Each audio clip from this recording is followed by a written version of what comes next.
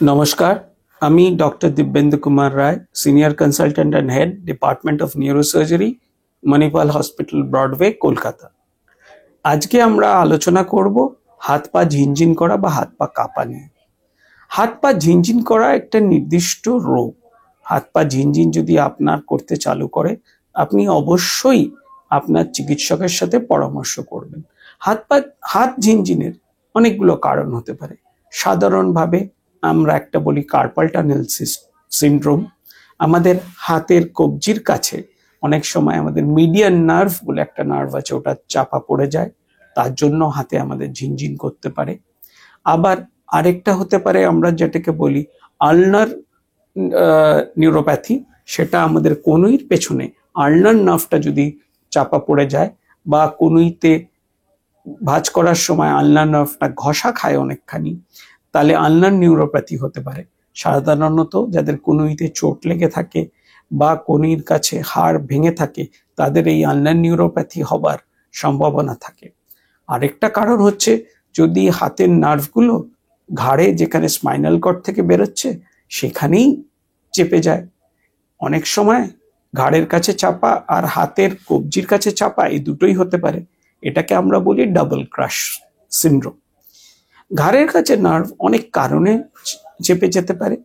আমাদের বয়সকালে স্পন্ডাইলাইটিস বলে একটা ঘাড়ের হয়, সার্ভাইকাল স্পন্ডাইলাইটিস, তাতে নিউরোফোরামিনাল স্টেনোসিস হয়ে নার্ভ চেপে যেতে পারে। মাঝ বয়সে বা যৌবনে কোনো কারণে ডিস্ক প্রোল্যাপস হয়ে নার্ভের উপরে চাপ পড়তে পারে, তাতে হাতে ঝিনঝিন হওয়ার সম্ভাবনা থাকে। এবং যদি চোট লেগে থাকে, তাতেও কোনো কারণে নার্ভের উপরে চাপ পড়লে তাতেও হাতে ঝিনঝিন হবার একটা সম্ভাবনা থাকে। পায়ে ঝিনঝিন হবার সম্ভাবনা, সেগুলোও আবার কয়েকটা কারণে হয়। যেমন সবচেয়ে প্রধান কারণ হচ্ছে কোমর থেকে যেখানে পায়ের নার্ভগুলো বেরোচ্ছে, সেখানে যদি নার্ভগুলো চেপে যায়, আপনার মনে হবে পায়ে ঝিনঝিন করছে, ডাক্তারবাবু কোমরের এমআরআই করতে দিলেন কেন? কারণটা হচ্ছে নার্ভগুলো চাপা পড়ে কোমরেই, সেখান থেকে আপনার পায়ে আপনি ঝিনঝিন আশা করেন। অনেক সময় আমাদের জাঙের সামনের দিকটায়, থাইয়ের সামনের দিকটায় ঝিনঝিন করে, তখন সেটা আমরা বুঝতে পারি যদি মেরালজিয়া প্যারাস্থেটিকা বলে একটা জিনিস হয়। ইলিঙ্গুয়াল নার্ভ আমাদের পেটের ওপর থেকে থাইতে আসার সময় ওখানে ইঙ্গুইনাল লিগামেন্টে অনেক সময় চাপ পড়ে যায়, তখন মেরালজিয়া প্যারাস্থেটিকা হয়। আর পায়ের অনেকগুলো নার্ভ, অনেকগুলো আমাদের টানেল বলি, যেমন টার্সাল টানেল, ওতে চাপা পড়ে যেতে পারে, তাতে পায়ে ঝিনঝিন হতে পারে। কিন্তু পায়ের ঝিনঝিন হওয়ার প্রধান কারণ হচ্ছে কোমরের কাছে নার্ভগুলো চেপে যাওয়া বা কোনো কারণে নার্ভের উপরে প্রেসার পড়া। হাত পা কাঁপার আরো কারণ আছে। হাত পা কাঁপার প্রধান কারণ হচ্ছে বয়সকালে যদি হয়, তাহলে পার্কিনসনিজম। আমাদের বয়স্ক মানুষদের মধ্যে পার্কিনসনিজম খুব কমন, তাদের হাত পা কাঁপা থাকে। আরেকটা কারণ হচ্ছে বংশগত, সেটাকে আমরা বলি এসেনশিয়াল ফ্যামিলিয়াল ট্রেমার্স। অনেক সময়, বেশিরভাগ সময় বংশগত একটা হিস্ট্রি থাকে। বংশগত হিস্ট্রি না থাকলেও এই ধরনের ট্রেমার্স ডেভেলপ করতে পারে। অনেক সময় একদিকে সে ট্রেমারটা ডেভেলপ করে, আবার অনেকে দুদিকেই একসাথে ডেভেলপ করে। এই নিউরোলজিক্যাল এই কারণ ছাড়া আর নিউরোলজিক্যাল কারণ হতে পারে ক্ষণিকভাবে হাত বা পা কেঁপে ওঠা, সেটা হচ্ছে ফোকাল সিজার্স এর কারণে হতে পারে। ব্রেনে কোনো রকম অসুবিধা থাকলে অনেক সময় এই ফোকাল সিজার্স হয়। সেটা আমাদের আপনার চিকিৎসক আপনাকে পরামর্শ দিতে পারবেন আপনার কি চিকিৎসা করানো দরকার। আর যদি একটা সাইড আপনার উইক হয়, কোনো রকম ভাবে প্যারালিসিস হয় স্ট্রোকের পরে বা কিছু, তাতেও অনেক সময় একদিকের হাত বা পা কাঁপার একটা প্রবণতা থাকতে পারে। এই হাত বা পা কাঁপা বা হাত ঝিনঝিন করার জন্যই এর তো চিকিৎসা সম্ভব যদি আপনি সময় মতো আপনার চিকিৎসকের কাছে যান। চিকিৎসকের কাছে এর ডায়াগনোস করার প্রণালী অনেক আছে। 1 নম্বর, যেমন EMG অ্যান্ড এনসিভি কোন জায়গার করতে হবে সেটা আপনার চিকিৎসক আপনার রোগ অনুযায়ী আপনাকে পরামর্শ করে দেবেন। আরেকটা হচ্ছে এমআরআই। এমআরআই ঘাড়ের দরকার হতে পারে যদি হাতে ঝিনঝিন করে, কোমরের দরকার হতে পারে যদি পায়ে ঝিনঝিন করে, আবার একদিকের হাত পা কাঁপে তাহলে ব্রেনেরও দরকার হতে পারে, ব্রেনে অন্য কিছু হয়েছে কিনা সেটা বোঝার জন্য। আরেকটা টেস্ট আমরা অনেক সময় করাই, সেটা হচ্ছে ইইজি, জানতে ব্রেনে আপনার খিঁচুনি ধরনের কোনো রোগ হচ্ছে কিনা যার জন্য আপনাদের হাত পা কাঁপছে। তো এই রোগ যদি হয় আপনাদের ভীত হবার কোনো প্রয়োজন নেই। আপনারা নির্দ্বিধায় আপনার চিকিৎসকের সাথে যোগাযোগ করবেন যাতে চিকিৎসক আপনাকে সঠিক পরামর্শ দিতে পারেন আপনার রোগ নির্ণয় এবং তার নিরাময়ের জন্য। এই হাত পা ঝিনঝিন করা যে কোনো বয়সে হতে পারে।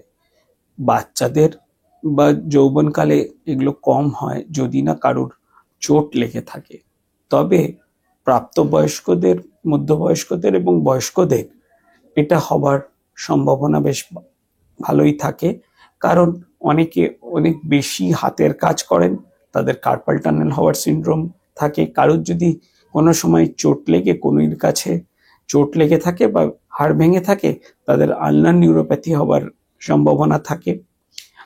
আবার যদি কোনো চোট লাগে বা ভারী মাল মাথায় তোলেন বা কিছু, বা সার্ভাইকাল স্পন্ডিলাইটিসের জন্য ঘাড়ের কাছে নার্ভ চেপে গিয়ে দুই হাতে ঝিনঝিন হবার সম্ভাবনা থাকে।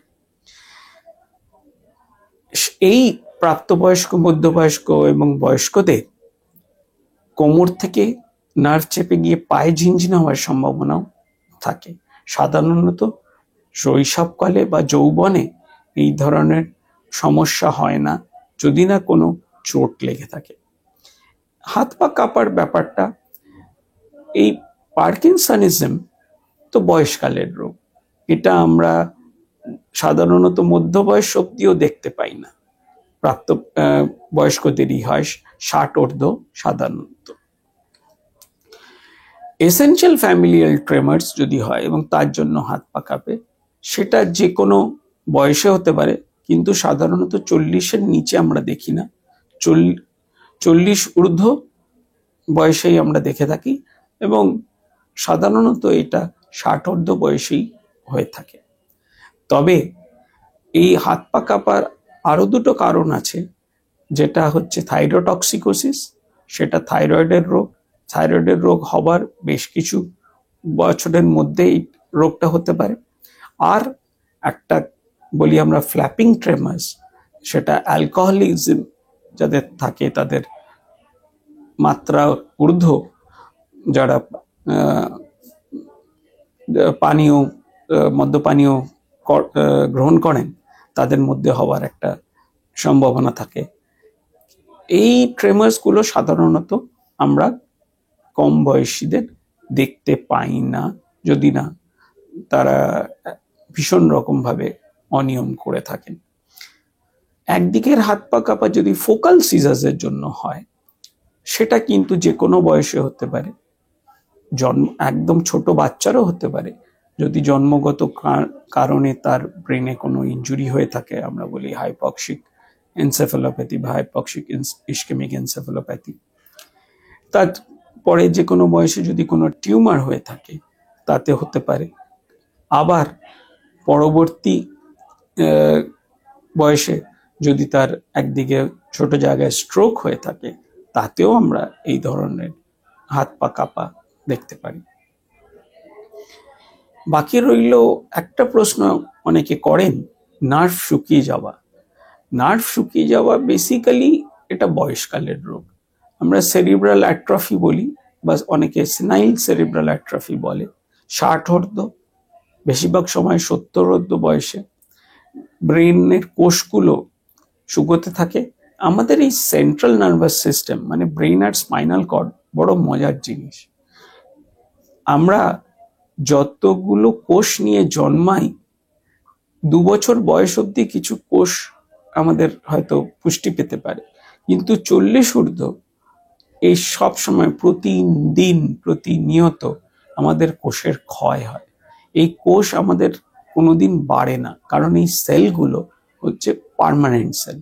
তাই 60 ঊর্ধ্ব বা 70 ঊর্ধ্ব বয়সে আমাদের ব্রেনের ক্ষমতা অনেক সময় কমতে থাকে, তাকে আমরা সেরিব্রাল অ্যাট্রফি বলি, এবং তারপরে সেনাইল ডিমেনশিয়া মানে মনে না রাখা বা ভুলভাল বোঝা এই ধরনের জিনিসগুলো হতে পারে।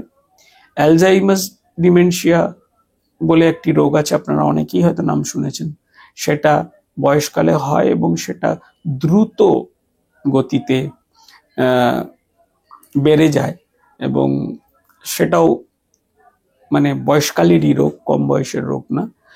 তাছাড়া কারুর যদি রিপিটেড স্ট্রোকস হয়, আবার তাদের মানে ব্রেনে রক্ত চলাচল কম হয়, ব্যাহত হয়, শরীরে কোলেস্টেরলের মাত্রা বেশি থাকে, তখন ভ্যাসকুলার ডিমেনশিয়া বলে একটি রোগ হতে পারে। তাতেও যেটা চলতি কথায় বলে ব্রেন শুকিয়ে যাওয়া, সেটার হতে পারে। তাছাড়া ব্রেনে যদি চোট লেগে থাকে, ভীষণ রকম চোট লেগে থাকে, আমরা যাতে বলি ডিফিউজ অ্যাক্সোনাল ইনজুরি, সেই ডিফিউজ অ্যাক্সোনাল ইনজুরি যদি হয়, তাহলেও ব্রেনের ক্ষমতা দ্রুত কমে যাওয়ার একটা সম্ভাবনা থাকে। তো এইটাই চলতি ভাষায় ব্রেন শুকিয়ে যাওয়া বা নার্ভ শুকিয়ে যাওয়া বলে অনেকে যেটা বলে, তার মানে বিবরণ।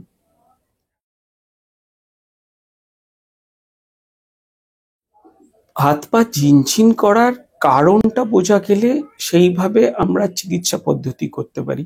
যদি হাত পার ঝিনঝিন করা নার্ভের ওপরে কোথাও চাপ পড়ার জন্য হয়, সেই চাপটা না সরাতে পারলে সাধারণত আমরা নিরাময় আশা করতে পারি না। কিছু কিছু ওষুধ আছে, তা দিয়ে উপশম আমরা আশা করতে পারি, কিন্তু সাধারণত নিরাময় হয় না। ওষুধ বন্ধ করলে বেশিরভাগ সময় আবার আমাদের অসুবিধা চালু হয়।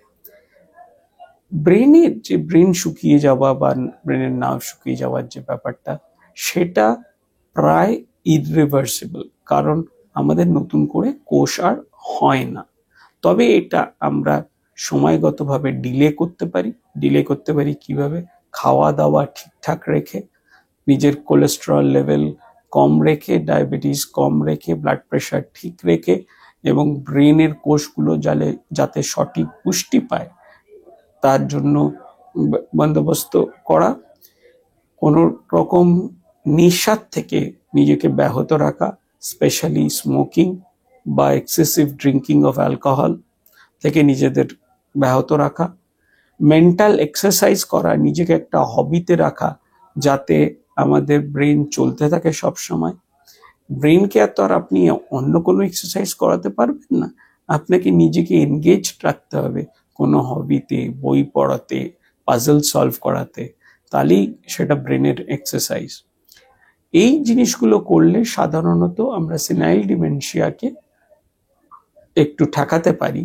হয়তো পুরোপুরি আমরা রোধ করতে পারি না, কিন্তু ঠেকিয়ে বা তার গতিটাকে ধীরে, তার গতি হ্রাস হতে পারে প্রগ্রেশনে।